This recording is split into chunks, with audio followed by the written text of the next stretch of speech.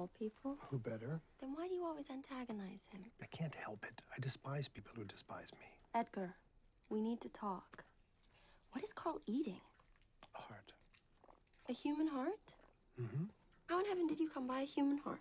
Ed Admire works at the morgue. I was searching for inspiration. So tell me again exactly how much money you made from your self-proclaimed world-famous poem about that bird. Raven, $9. But did I mention that it's world famous? Edgar. Edgar. We can't go on like this. Emily, what do you want? To begin with, I want you to get up off your knees unless you intend to use that position for another purpose. The imagination reels with possibilities. But what did you have in mind specifically? A proposal. You mean marriage? It's not such a horrible thought. People still do it from time to time. Really, when? When they're in love, I suppose. If I were in love with that person, would I think about them all the time? Most likely. And would I spend every waking moment desiring to smother the other with affection? It has been described as such. Emily, you are my greatest and only inspiration. Emily Hamilton. Will you be my wife? Yes. I love you.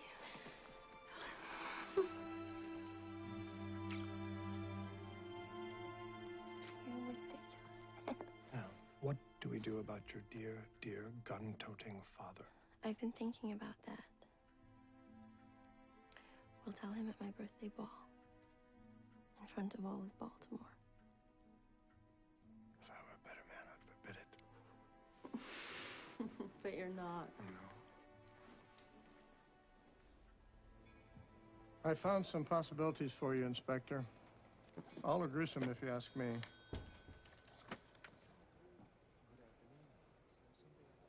A careful search soon brought to light the hidden spring. I pressed it and, satisfied with the discovery, forbore to upraise the sash. That's it.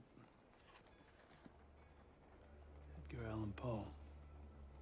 And the raven, never flitting, still is sitting on that pallid bust of Pallas just above my chamber door. And his eyes have all the seeming of a demon's that is dreaming. The lamplight o'er him steaming throws his shadow on the floor. My soul, from out that shadow that lies floating on the floor, shall be lifted. Nevermore.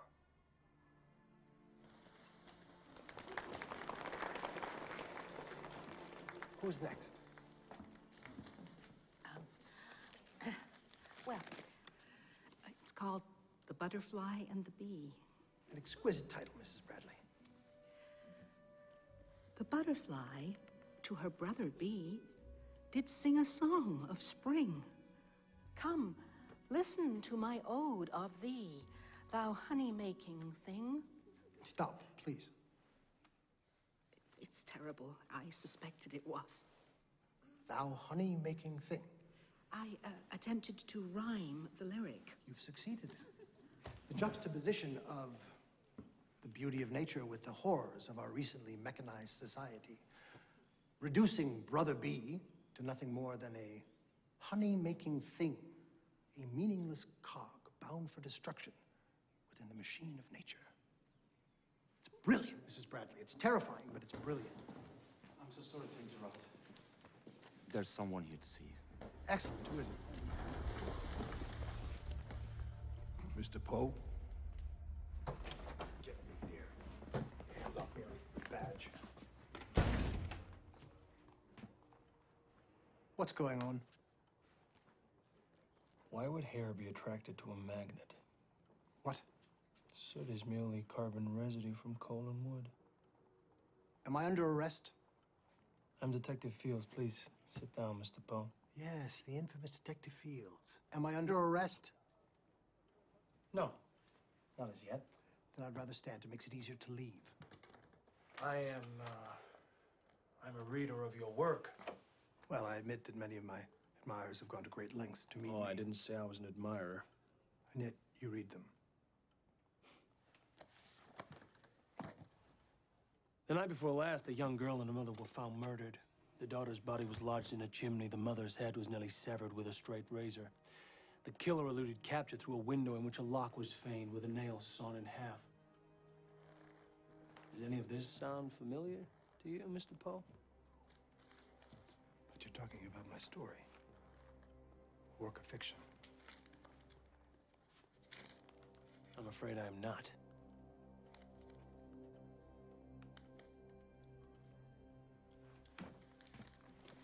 According to various witnesses, you were seen drunk 2 nights ago in a tavern near the harbor. What time did you leave? I don't remember. My leaving was involuntary. Do you actually think that I murdered these people? May I see your hand? Which one? Either will do.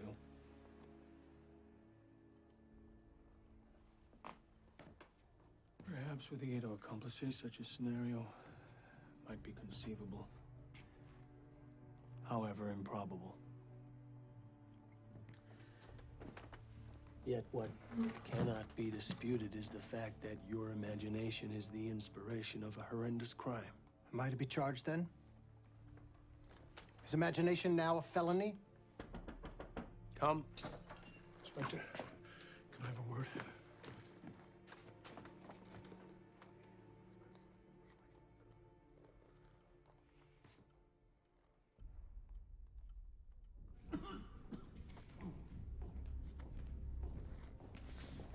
This is Henry Maddox, editor of the Baltimore Patriot. He was brought in to identify the body.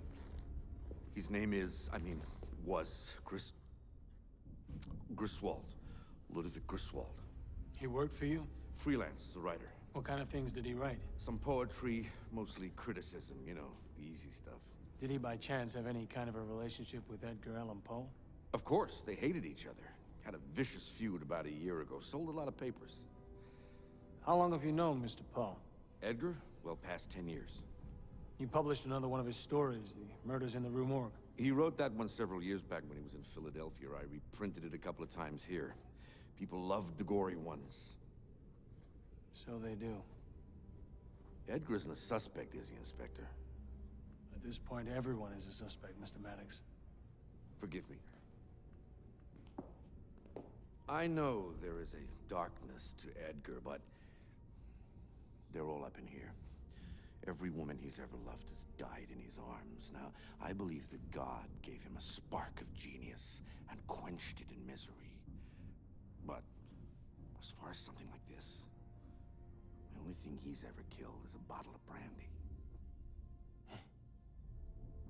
Thank you for your time, sir.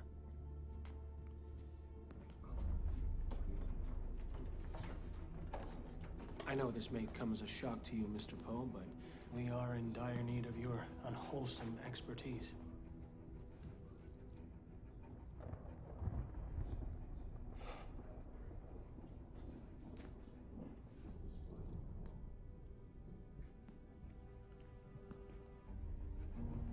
I really hadn't imagined the counterweight to be so large. We have reason to believe you knew the victim. Really? If you would.